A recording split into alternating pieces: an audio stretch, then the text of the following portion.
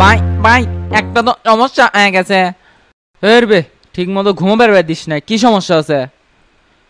ভাই ননাথ জাহাঙ্গীর পলে গেছে। আমি চাইলে একটু জিনিস ক্যামেরা গেছিলাম, এসে দেখি নাই।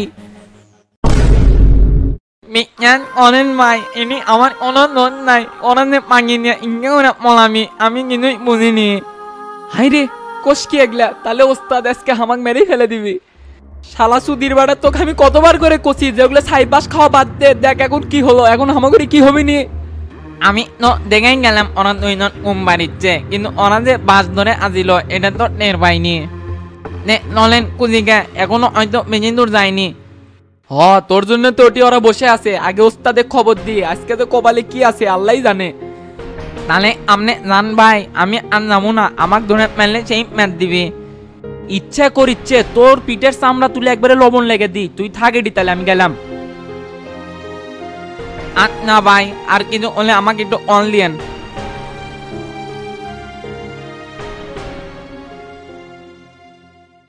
ভাই একটা সংবাদ আসিল, রানা তো পোলাপান গোস করিচ্ছে, মনে হয় কোন একটা জাত গ্যাঞ্জাম করবি। ও তাহলে তো বিষয়টা ভালোভাবে পর্যবেক্ষণ করা লাগে।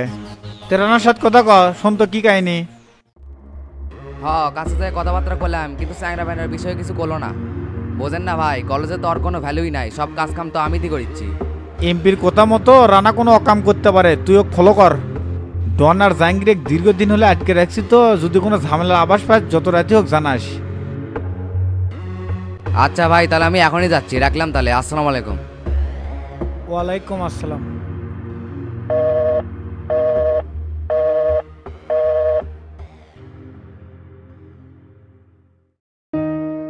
টেরা ভাই, ও টেরা ভাই, কে রে দরজা খোলেন না কে?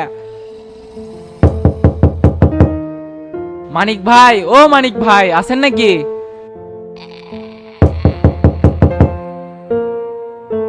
এ এত রাতে কে রে? ভাই আমি গোল্লা, তাড়াতাড়ি দরজা খোলেন। খুলতেছি।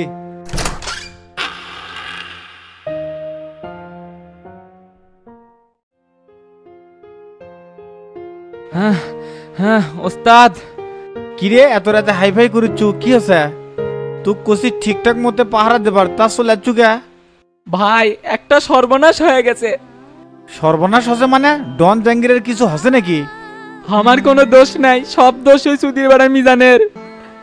একবারে ঠাটে মার মসর, খালি ভ্যা ভ্যা করিচ্ছে, কি হসে করবেস না? ডন জাহাঙ্গীর আর আবেদ আলী কিছুক্ষণ আগে পলাছে। শালা কামটা করছে কি দেখ তো, পুতেল দিল তো গায়ের আগুন মিটবি না। তোর আশা দেখেই বুঝে পাচ্ছি যে একটা বড় ধরনের ঘটনা ঘটে গেছে। ঠিক মতো চেক দিয়ে বাবু না, আমাকে কুলুকে আপনি যান, কোনো সমস্যা নাই, আমি দেখতেছি। তাও কতক্ষণ আগে পলাছে? ঘন্টা খানেক আগেই মিজানের দায়িত্ব দিয়ে আমি একটু ঝিম পারিচ্ছিলাম, উঠে দেখি ওরা নাই। তুই শালা পুরাই সিটিং, রাতের বেলা করে জিনিস খাস দেখেই তো চোখ ধরে। এমন রাগ উঠিচ্ছে এখন মনে হচ্ছে এক শট দিয়ে দরজার বেড়া ফেল দি। ভাই আমি ওগুলো কিছু করিও নি খাইও নি, যা করছে সব শালা মিজান। আমার তো মনে হচ্ছে ওই শালা হাত মিলে অগরে ছেড়ে দিছে। সুদ্দার পাওনি তুমি এখন আরেকজনের দোষ দিচ্ছ। মিজানের এত বড় কলজা হয়নি যে ওদের সাথে হাত মিলেবি। কামের বেলায় ঢন আর চাপার বেলায় টনটনা। তুই আমার চোখের সামনেতে শর্ত। তুই এখনই ট্রাকলে যা, তো দেখ তো খুঁজে পাওয়া যায় নাকি। আচ্ছা ওস্তাদ যাচ্ছি। এ গোল্লা এ তুই বেড়া জামিটা রাখলে আসিচ্ছি। আচ্ছা ভাই যাচ্ছি।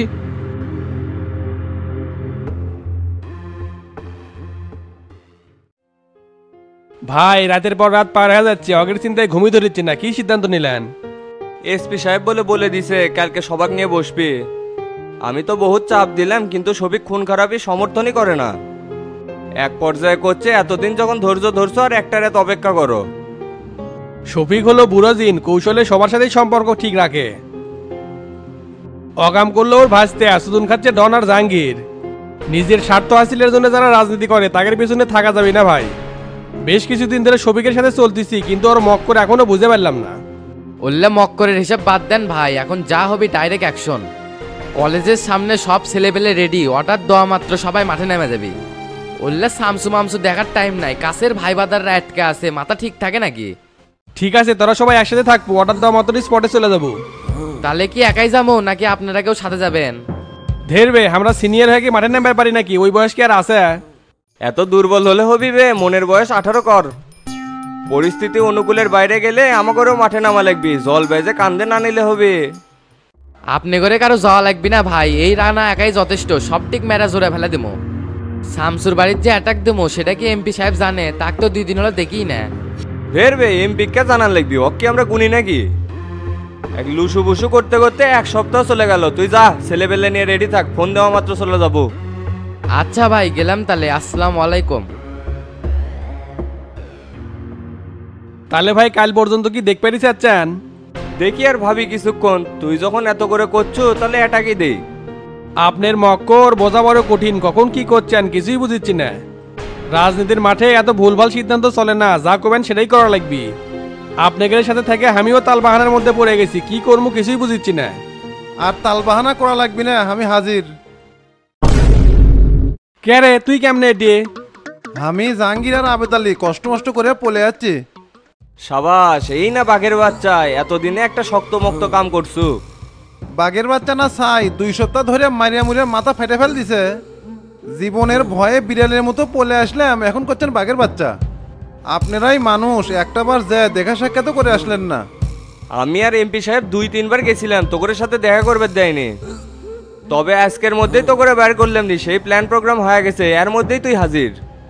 অল্লি ফাঁকা আওয়াজ বাদ দেন, আপনাকে পৌঁছ যে কত দূর তা জানা হয়ে গেছে, আর কত যে ভালোবাসেন তাও বুঝে গেছে। জাহাঙ্গীর তো সেই মন খারাপ করছে, সেই জন্য উই আসলোই না। যাই হোক ডন, তুই মন খারাপ করিস না, তোকে ধরে নিতে পারে আমি তো পাগলা কুত্তর মতো লাফাচ্ছি, কিন্তু কেউ আমার কথা মূল্যায়ন করেনি। শেষ ম্যাচ সিদ্ধান্ত নিচ্ছি, ওরা আস্থানায় অ্যাটাক দিয়ে তোকে চিনে নিয়ে আসমু। সেটা নিয়েও হাবিব ভাইয়ের তাল বাহানা, আজ না কাল, কাল না পরশু, এরকম করতে করতে দিনের পর দিন চলে গেল। আমি তো বুঝেই পারিচ্ছি তোকের উপরে একের পর এক নির্যাতন চলিচ্ছে, বুক আমার ফেটে যাচ্ছে রে। এত অভিনয় করা লাগবে না, বাইরের পরিস্থিতি তো দেখছুই, চাইলেই তো আর অ্যাটাক করা যায় না। চেষ্টা তো আর কম করিনি, ফটিকে হাজির করবি না দেখেই এমপি এত তাল বাহানা শুরু করছিল। আর শামসু ঘাট তেরার মতো ফটিকে ছাড়া কাউকে ছাড়বি না। তে হঠাৎ করে তোকে ধরে নিয়ে গেল, তুই কি করছিল? অল্লি শুনে আর কি করবেন, যা মার খাওয়া তা তো খেয়ে যাচ্ছি, মনে করে আর কষ্ট করছাই না। তে ভাই বাসা বিলে যাবেন নাকি? সেই তৃষ্ণা লাগছে, দৌড়ে এসে গোলা শুকিয়ে গেছে। আচ্ছা চলেক, তে ভাই চলে গেলাম, রান্না করে দিন, এটা কার দেওয়া লাগবি না। তে কালকে যে বসার কথা বসবো না, এসপি সাহেব যে ডেট দিল। ওটি বসে আর কি করবেন, চ্যাংরা ম্যাংরা চলে যাচ্ছে, হিসাব শেষ। তারপরেও একটা সমাধান করা লাগবে না, রেস তো থেকেই গেল। এখন মিউচুয়াল না করে নিলে দেখা যাচ্ছে এটা ধরেই পরে আবার ঝামেলা পাকাবি। আপনি গেলে যান, আমি যাই পারবো না, পরে কি ঝামেলা করে সেটা দেখা যাবে নি। ঠিক আছে, তাহলে রাত্রেবেলা না যায়, কালকে সকালে যায়, ওরা যদি আবার খোঁজাখুঁজি করে। বাইরের পরিবেশ গরম, ঠান্ডা হলে তারপর বাড়াসনি। ধুরো, আপনার কথা মতো চলে জীবনের এখন যাবি না, কিটার সামনে এসে দেখবনি, থাকেন তো। এ ডনে চ চ, তাড়াতাড়ি চ। আচ্ছা ভাই চলেন।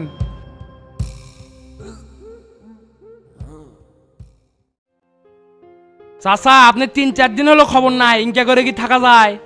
তুই যে অকাম করছু, ফাঁকে তো থাকাই লাগবি, খুব সেনা হয়ে গেছু তাই না? ডনের সাথে তোর কি হয়েছিল? আমি তো আগেই করছি ওই শালার সাথে তো মিশিস না, তুই তো সেরা সুবিধার না। না না, ওর সাথে তো আমার দীর্ঘদিন হলো দেখাই হয় না, কথা কত দূরের কথা। হঠাৎ করে আর অনেক ধরে লিয়ে গেল, কিছুই তো বুঝা পারছি না, রহস্য কি? তুই হলে মাথা মোটা, তোর মাথাত কি সবকিছু ঢুক পিবে? ওই ডন তুক দিয়ে জাহাঙ্গীর আর গোল্লার মধ্যে কেসাল বাজাছে, মাঝখান থেকে তুই হচ্ছু ব্যবহার। না চোখ কান খুলে রাখা কাম করা লাগে, খালি উৎকানার মতো কাম করলে হয় না, মাথার মধ্যে তো খালি গোবর দিয়ে ভরা। আমি অত কিছু বুঝি না, এটার সমাধান কি তাড়াতাড়ি করেন, আমি ইনকা করে আর থাকা পাবো না। সমাধান হয়ে গেছে, ডন জাহাঙ্গীর আর আবেদলে পল আছে। এখন একটাই কাম, তোক খালি শামসুর সামনে দিয়ে ঘুরে লে আসমু। কোন কি মাথায় না নষ্ট, শালার ওর থেকে পালালো কেমনে? যাক, পলাশে ভালোই হচ্ছে, তে মিটমাটি তো হয়ে গেল, তে শামসুর সামনে আবার যাবো কিসের জন্য? না না, ওটি যা যাবি না, অগারে রাগ যদি আমার পুত তোলে, জিঙ্গে আছে উঙ্গাই ভালো।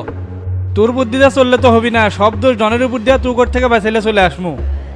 যাক, জাহাঙ্গীরের ওর থেকে চলে যায় আমাকে ভালো আছে, মনে মনে যা ভাবছিলাম তার উল্টোটা হচ্ছে। জামু এক সত্যি, আমার গায়ে যেন কেউ হাত না তোলে, আমি মার খেলে আপনার মান সম্মান থাকবে। গোল্লা কিন্তু আমার উপর সেই রাগ করা আছে, আপনি বিষয়টা বুঝেন কিন্তু। অত বোঝাবুঝি করা দেবি না, তুই তাড়াতাড়ি এখন যা ঘুম আসে, কালকে সকাল সকাল রেডি থাকিস। আমি থাকতে তোর গায়ে কেটে হাত তুলে সেটা দেখবনি, যা শুয়ে পর। তাহলে তো আর ঝামেলাই থাকলো না। আচ্ছা চাচা, গেলাম।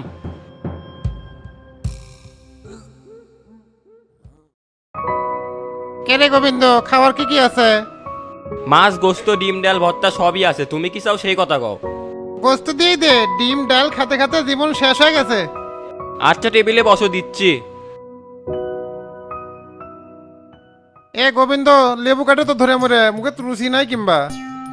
আচ্ছা কাটিচ্ছি, টাকা করলে নগদ দেওয়া লাগবে, খাওয়ার পর তাল বাহানা করবে তা কিন্তু হবি না। বিবেক সারা কথা কষকে, তোর কাছ থেকে এখনো টাকা পাই, 2বার হালখাতা করছি, একবারও যাস নেই। পুরান খাতা বার করলে 500-র উপর টাকা পামু, টাকাটা ফালাতো। তুমি যে টাকা পাও সেটা আমার মনেই আছে, আজকে আল্লাহ কিস্তি আছে টাকার টান, সেই জন্যই কোলাম আর কি। তার মধ্যে বেলাল কসাইয়ের থেকে বাকিতে গোস্ত নিয়ে যাচ্ছি, সন্ধ্যার সময় টাকা না দিলে আবার খাও খাও করবি নি। আবার শুনলে মুই নাকি হুন্ডা কিনবি, তাই সন্ধ্যার মধ্যে টাকা দেওয়াই লাগবে। কোষ কি রে, ওর এত টাকা পয়সা হয়ে গেছে, এখন মনে হচ্ছে দোকানদারি বাদ দিয়া গোসাইগিরি করা লাগবে। জীবনে এতই কিছু করবার ছেলে, উল্লা সব বাদ দিয়ে মনোযোগ দিয়ে দোকানদারি করো, ওর মধ্যে সফলতা পাবে। তে মেম্বারে যে তারা বেরতাছিল ওগুলো তো আর কিছু শুনি না, তে কথা উইথড্র করছো নাকি? নির্বাচনে বহুত সময় আছে, ওলি নিয়ে এত লাফালাফি করা যাবে না, তাড়াতাড়ি ভাত দে তো, দোকান বন্ধ আছে।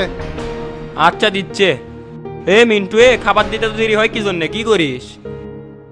আচ্ছা ভাই দিচ্ছি।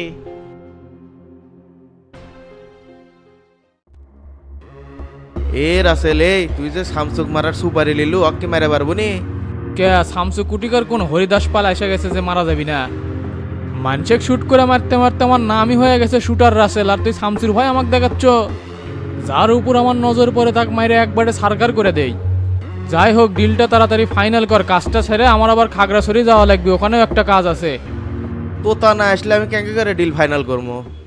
আর তুই শামসুক চিনিচ্ছ না বে? আগে সাভারে যে মাস্তানগিরি করছে, আমাকে বড় ভাই আছে না টিপু, আর বন্ধু। টিপু সুলতানের কথা করছো? যাই একসাথে 3টা মার্ডার করে আগুন দিয়ে পুরা ফেলছে।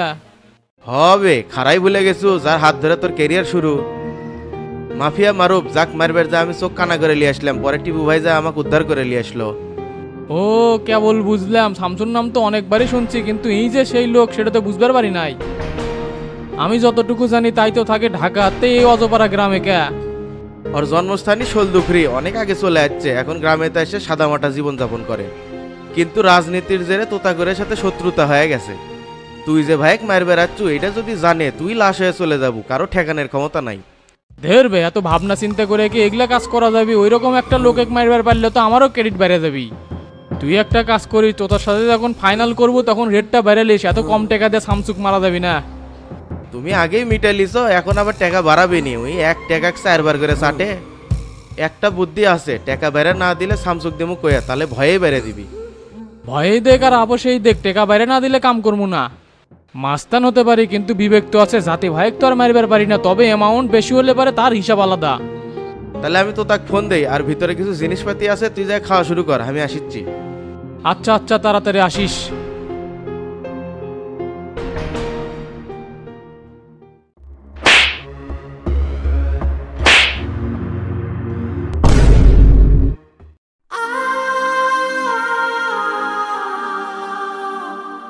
এ বে অক মারিচ্ছু কিসের জন্য? মারলে কি সমাধান হবে? তোর মধ্যেও দোষ আছে, 5-7 দিন হেঁটে থাকলে কি হলো নি, খালি ইটি যায় উঠে যায়। ই হলো পিচ্ছি একটা চ্যাংরা, এর উপরে ভরসা করে এত বড় রিস্ক লওয়া যায়? ওর চাপার জন্যই তো থাকলাম না, ভাবলাম ম্যান পারবি। শালা কি বড় একটা ভুল করে ফেলে দিলাম, একের কি আর পাওয়া যাবি, যে ধুতে ধুতরা। ভাই সারা এলাকা অন্য অন্য করে খুঁজছি, কোনো জায়গাতেই ওরা নাই। আমার তো মনে হচ্ছে ওরা এলাকা ছেড়ে চলে গেছে। তুই খালি এটি আয়, থাইপ্রেকের গাল ফেটে ফেলে যাবো। শালারা রাতের পর রাত জিনিস খাবো, আর কোনো দায়িত্ব দিলে ঠিক মতো পালন করে পারবো না। এরপর থেকে তোকে যদি আর আমার চোখের সামনে দেখি, একবার টান দিয়ে ছিঁড়ে ফেলে দেবো। আমার কোনো দোষ নাই ভাই, আমি খালি 1 কাপ চা বানাবার গেছিলাম, দেখি কেউ নাই। তুই হলো মেন ভিকটিম, তুই ওকের সাথে হাত মিলিয়ে পালাতে সাহায্য করছো। ওস্তাদের কাছে চ, তোর কাছকে টাঙ্গে থেকে পিটামো, আমাকে সাথে 2 নাম্বারই। না না ভাই, আমাকে নিয়ে নেন না, বিশ্বাস করেন ভাই, আমি কিন্তু করিনি, আমার কোনো দোষ নাই। নাটক বাদ দিয়ে তাড়াতাড়ি চলে, কোবান যদি না খেবার চাস, এমনিতে করলে মন মেজাজ সেই গরম হয়ে আছে।